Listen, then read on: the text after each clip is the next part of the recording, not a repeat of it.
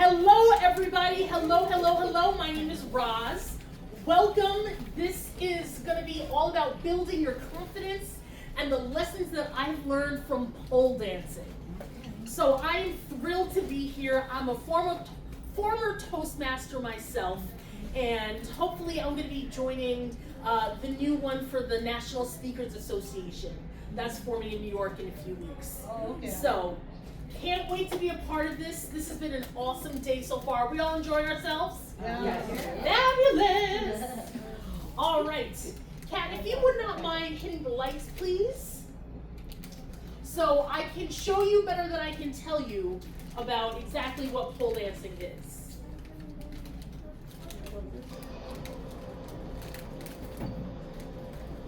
And there's no music to this, it's just images.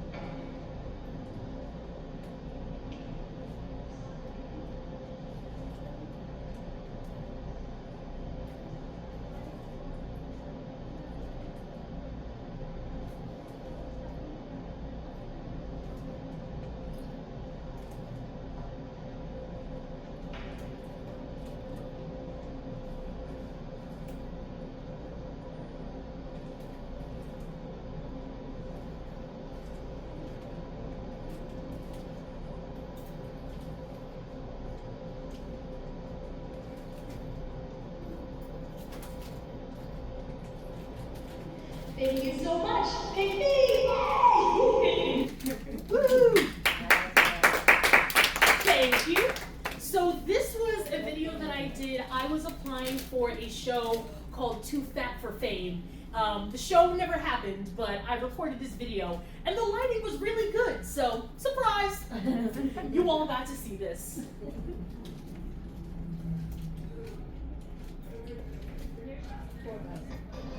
Nope, we already watched you. There we go. All right.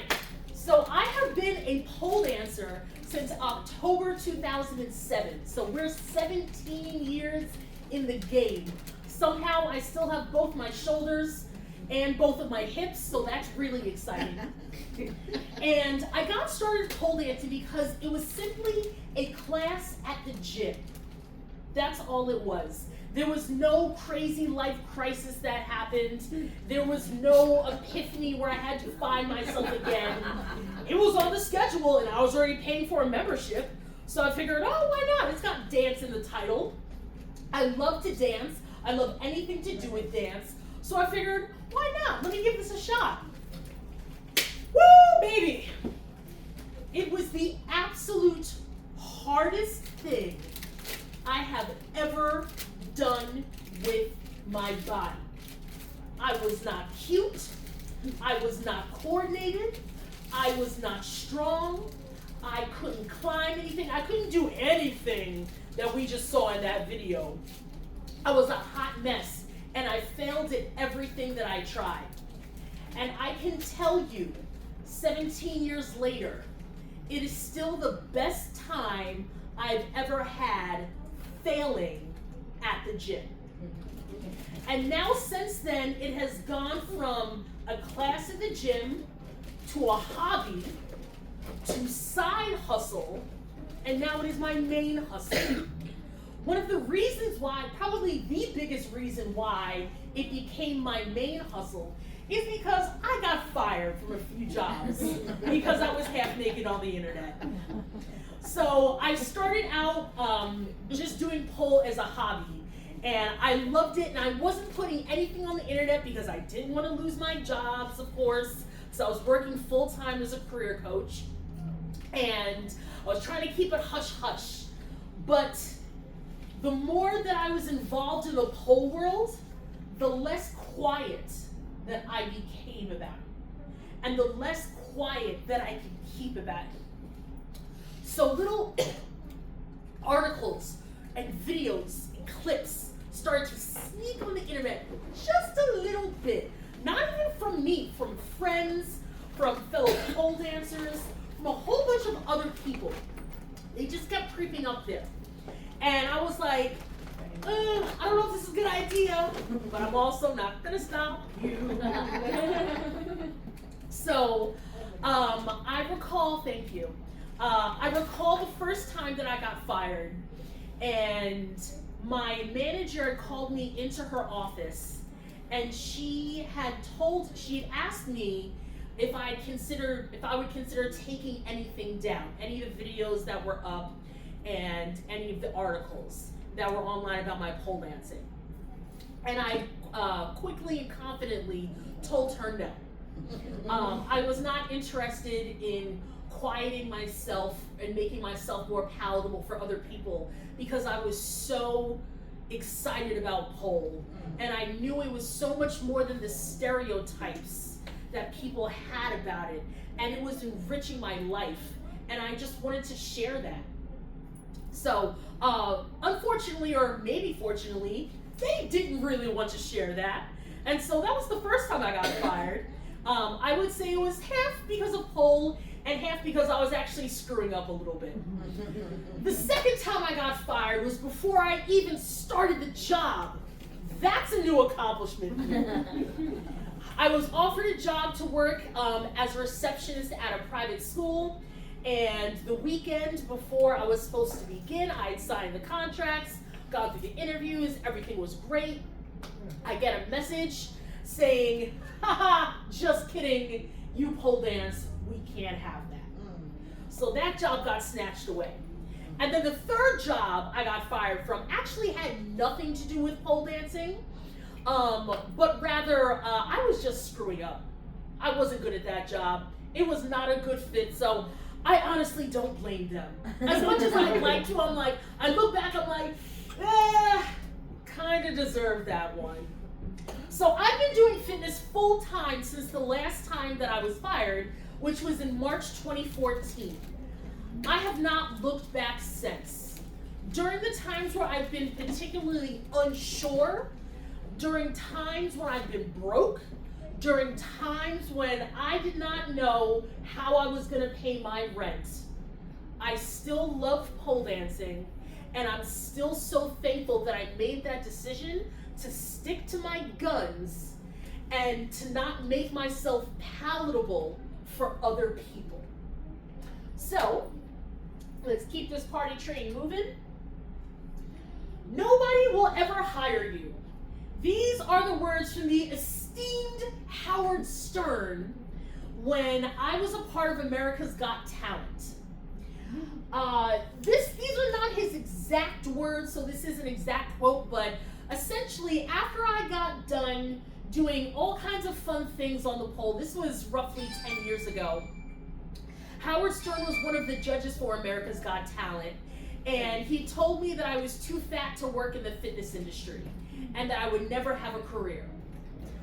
Lucky for him that I was already well established in the fitness industry, including pole dancing, and I already had the confidence to know that I indeed was not too fat to do what I was doing, and in fact, having a unique body type and one that is not common in the fitness industry leadership was gonna be a superpower. So, bye Howard. So what I've learned from pole dancing, there have been three main things. One, grand entrances for the win. Number 2, trying too hard is never going to be as successful as going for fun. Fun wins over everything. And last but not least, shame dies in the light. We're going to take some time to go through all 3 of those, starting with this first bullet point. Making a grand entrance. Your grand entrance is how you're going to start your presentations, if we put this in speaker terms. So in the pole world, your performance starts the moment that the audience can see you or the moment that the audience can hear you. Entrances set the tone and the expectations for the rest of your performance. So if you're doing something that is lively and upbeat and energetic, you want to enter the room lively, upbeat, and energetic. If you're doing a sad girl pole performance, which we all have our sad girl eras, then maybe you're not going to waltz into the performance space like this. You might take your time, quietly enter, find your pole, and get to work. In the real world, how you start your presentations sets the tone for the rest of your presentation. Your grand entrance is all about inviting us into your world. I'm a big fan in breaking that magic barrier that often happens between the audience and the presenter. I say get rid of that barrier and everybody is going to be a part of the presentation. So I want people, especially if we want to be immersive and interactive, then this is going to be a really key thing that you can do. You want to invite people into your world. All right, it's your turn. Speaking of being interactive, I have shown you my grand entrance. I've twirled my way across the stage. Now, I need some other people to show us what is an example of your grand entrance. You're going to start right here. You're going to make your way right across this stage in any style of movement, of walking, of running. You can do a cartwheel if you have space. Anything you want to do. And don't worry. Oh, absolutely, I have music. Come on now. We've got Miss Diana Ross right here.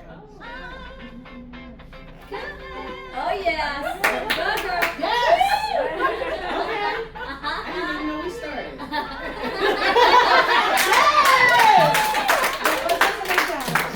That's amazing. All right, who else is making an entrance? Hey, girls, get on the show. Oh. Here we go. Yes. All right. Woo!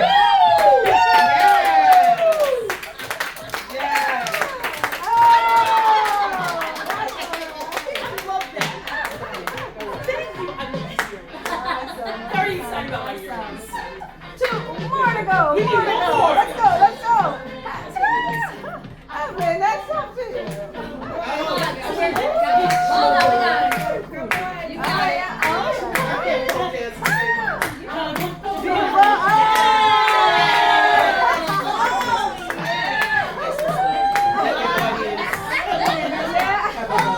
We don't want to miss anyone.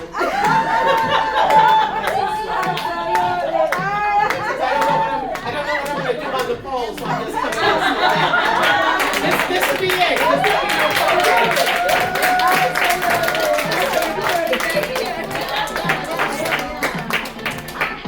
That was wonderful. You started all the way. All the way back here.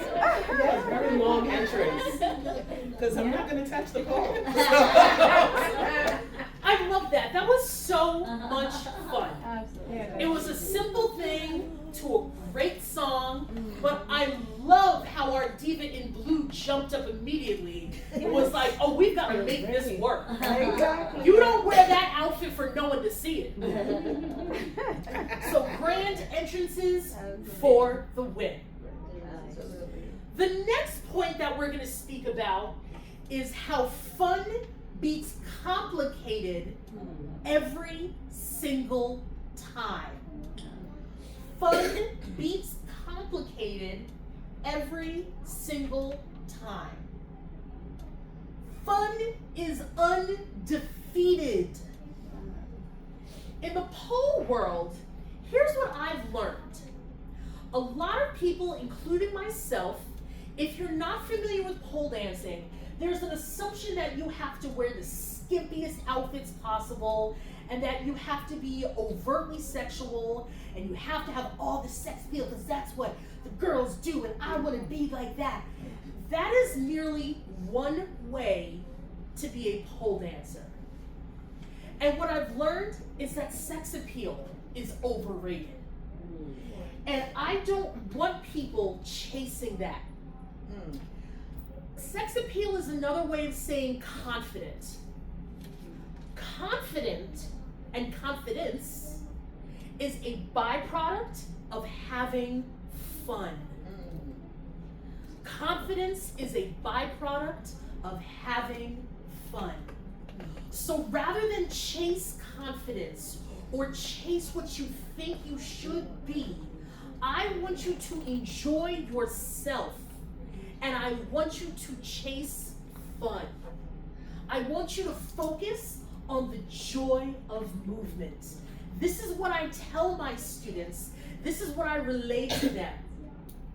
Now, in the real world, as I just mentioned, don't chase what you think you should look like, especially as a speaker, or fill in that noun with whatever you like to become.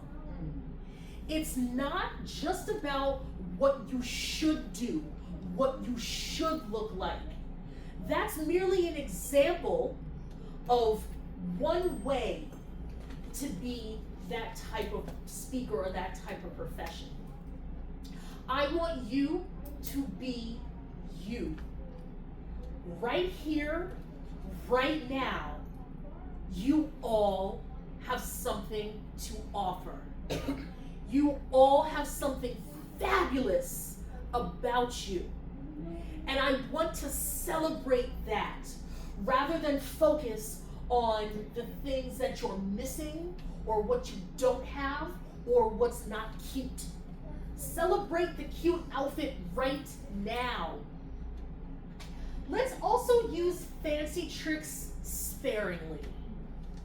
You don't need to do particularly complicated movements and have every single, you don't have to dance your way on stage every time, although I highly recommend it because it's fun. But you don't have to have flashy lights. You don't have to have the most complicated slides and presentation deck. What you need to be is your genuine self. There's so much value in you being you. And I'm excited to see that. That's what we're after. That's what we want to build up. I want you to think about how can I enjoy what I'm doing? Because that's going to give us the best version of you.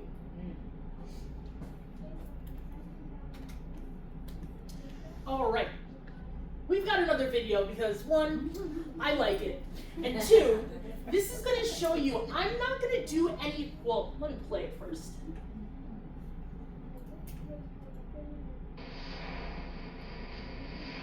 Now this video also doesn't have music because YouTube doesn't want me to be great with copywritten music.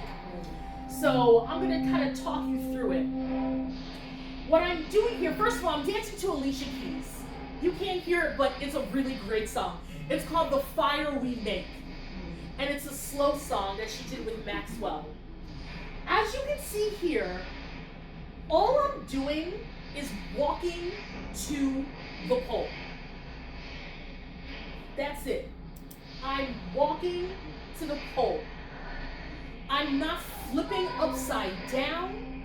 I'm not necessarily doing anything that's going to require depths of strength and various feats of strength. I twirled around the pole exactly once after making my grand entrance, and now I'm making my grand exit. I'm pretty sure I have you low-key captivated. And I have not done a single flip. See, I was excited about it. Oh, no. Back to the slideshow.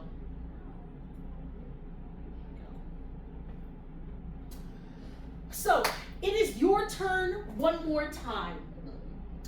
I want to hear from some of you, what brings you joy as a speaker? What brings you joy? Some examples of what bring me joy as a speaker, one of them is income. I would love to say that I'm above money, and money does not bring happiness, and it does not create happiness, but what it does is give you a sense of security. So I can happily think about the other ways that pole dancing gives me joy in my apartment when my rent is paid in full on time. Besides income, though, I find joy in doing things like this. I want to speak to brand new people, people who maybe never set foot in a pole studio, who have not heard of pole dancing as a competitive sport. And I love introducing it to the masses. So that's what gives me joy. So I want to hear from some of you. What gives you joy as a speaker? Inspiring others to discover their purpose. Oh, man, do I love hearing that. Absolutely. What else do we love about being a speaker? The opportunity to, I'm sorry, I didn't raise my hand. That's all right. The opportunity to share with people something from a varying perspective. One of the great things about being in a room like this is we might not otherwise be in the same room together ever, this group of people, Yes. were we not Toastmasters. And depending on how we live our lives, we may not interact with different types of people ever. And so one of the opportunities as a Toastmaster, when you get an opportunity to speak, especially in a diverse room, really gives an opportunity to open up the space and create new ways of thinking for the people in the room that they just haven't thought of that before. And part of that could be because you're the speaker and you're someone they've not met before, and speaking about something they have not thought about before and an interest they didn't have anything in before. And suddenly you have a room that kind of opens up. And I love seeing a room open up as a speaker. I enjoy that. That was so eloquently said. Thank I'm you. a Toastmaster. Isn't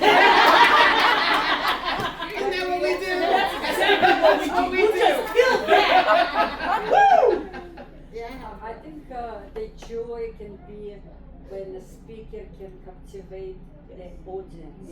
When you can make people laugh with you, when you can make people cry with you, when you see this rapport with the audience, I think this is when you feel the joy. Absolutely. That you touch somebody's heart. I love that. Thank you so much for sharing. Yes. Yes, I love what makes me happy, you know, when I'm giving speech, I'm looking at everyone's face, and some of them are stiff, and some of them are aloof. Then I try to bring humor, because the humor makes us, you know, connected. For instance, when I was giving a speech, they blessed me, people blessed me, because I used to give them things. Now I have a problem, I need to be blessed. And then, you know, they told me the oil will never dry on my hand. Now I need the oil to be refilled. And also, you know, they tell me I'll live forever. And I said, who wants to live forever? Do you want to live forever? I don't want to live forever. And another case, you know, I was walking on the street, because the humor I bring it everywhere, even when I'm in danger. I was walking on the street, I didn't know I had a stalker behind me with a knife. And he was stalking me for a long time. I went to him, I said, okay, let's settle it today. And then I'm looking at him. He said, you have money? I said, who the hell have money? Did you find money? He said, you are nuts.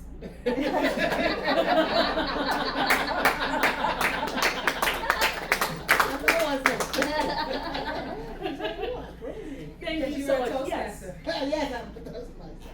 When I tell my story, I have people in the audience nodding. I got you. I relate with you. Absolutely.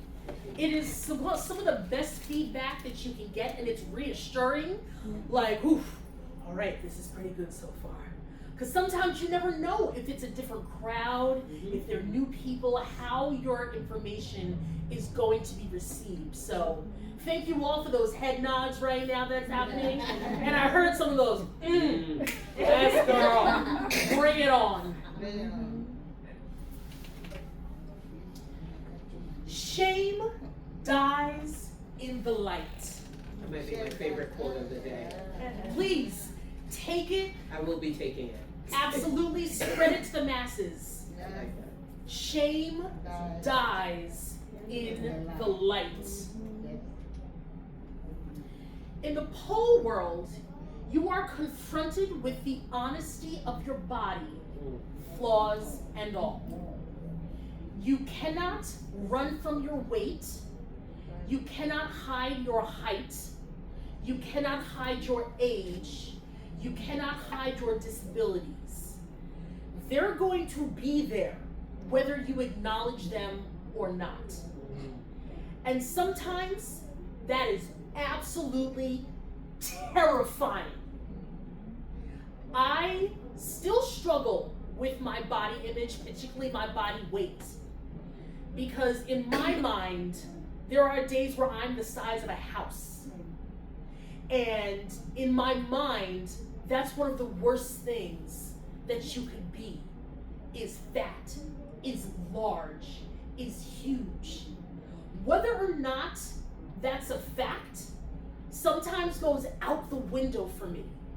And because I'm confronted with the honesty of my body in the pole world. Now, what I've also learned with pole is that while I'm confronting the things that I am ashamed of and the things that I don't love, it's actually taken away a lot of the power that those insecurities had. So, where I used to see my weight as a hindrance from doing fancy tricks, I see it now, it's a relatable factor about me, and it makes me relatable to other people my size, that they too can have an unconventional career in fitness. You can be a leader and not have a traditional, stereotypical athletic body. In the real world, your perceived flaws thrive in secrecy. Your insecurities thrive in secrecy, in the dark. That sucks. It really, truly does. And all too often, we make decisions based on those insecurities that live in the dark. What I challenge all of you to do today is to think of some things that you may be insecure about, and how can you bring them into the light. There's also a reason why pole dancers don't wear a whole lot of clothing. It's not just because we love running around half naked on the internet, but it's because it's a simple fact. Cotton and other fabrics don't stick to a metal pole. What does stick? Skin. So we need as much skin exposed as possible so we can do all the really cool things that you see on the internet when you're supposed to be at work. You're on Roz the Diva on YouTube and you're watching my videos and you're like, oh snap! Plus I'll have that report to you in 5 minutes. So I don't want flaws to make the decisions for you.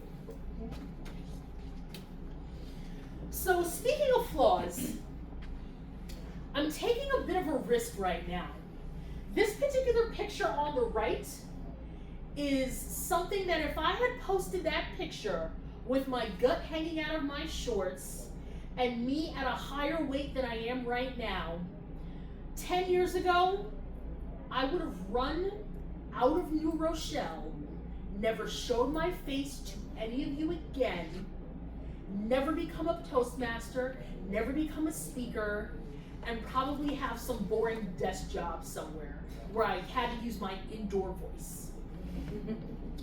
But because I've had to confront my insecurities, I decided a couple years ago, even if they're still present, it doesn't mean that they win all the time.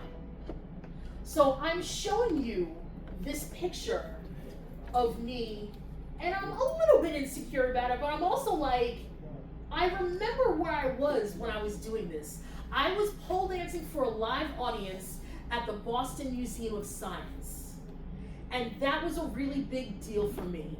And so by bringing myself and my pole dancing to the light, I was able to kill some of that shame that I otherwise was holding on to. Now the picture on the left, it's a similar story.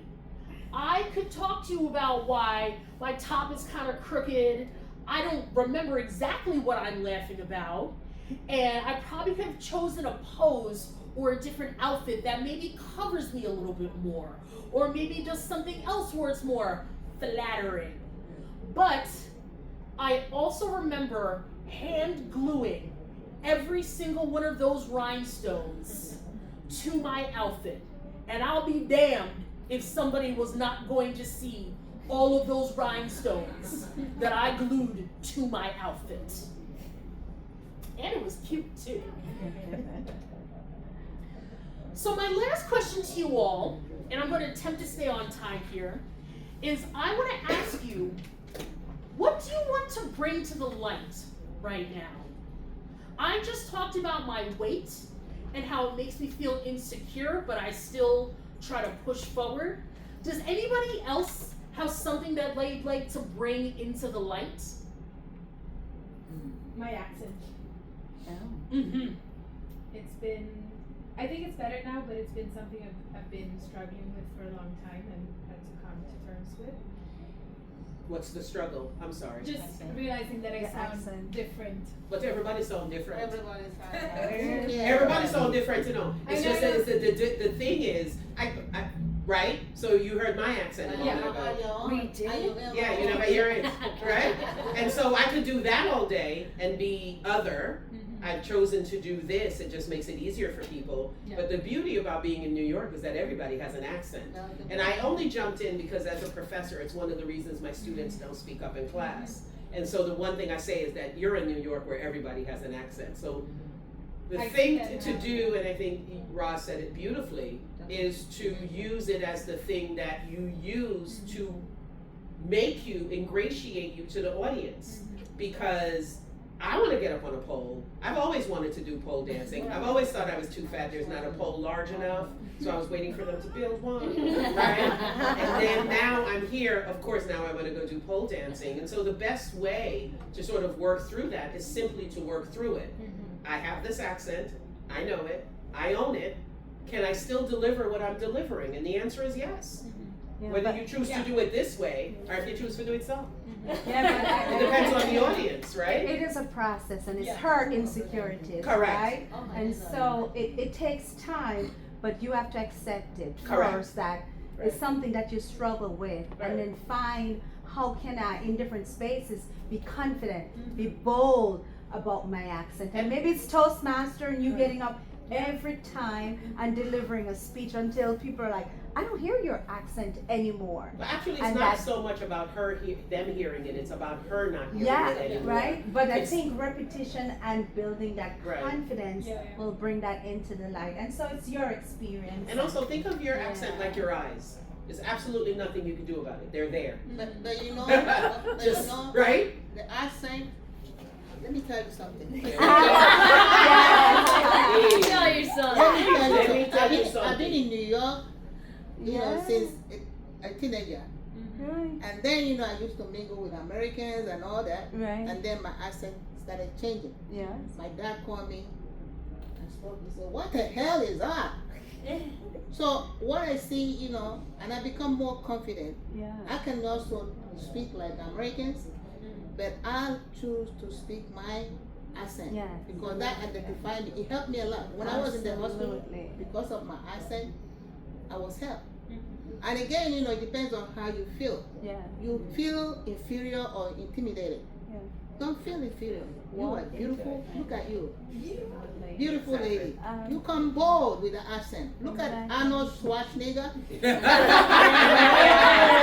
That's an excellent That's an point. excellent Arnold point. Schwarzenegger. Yes. When I come, you know, any place I went to work, you know, my name is Uche Chukwu. That means God's will. I never want to change it. My name is Cynthia.